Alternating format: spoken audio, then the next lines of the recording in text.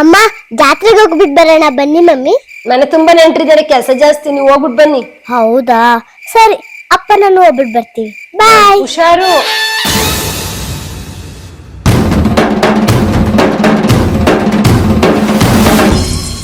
ಮೋನಾ ಮಗಳೇ ಏನಾಗ್ತಿದೆ?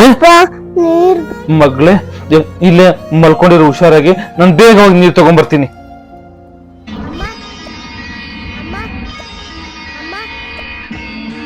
ಮಗಳೇ ಏನಾಯ್ತು ಕಂದ? ಇದು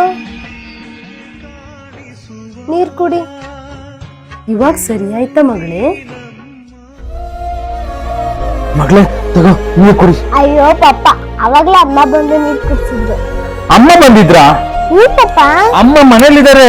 ಅಮ್ಮ ಇಲ್ಲೇ ಇದೆ. ಸುತ್ತಮುತ್ತ ಹತ್ತೂರಿಗೆ ಭಾಗ್ಯ ದೇವತೆ ನೊಂದು ಬೆಂದು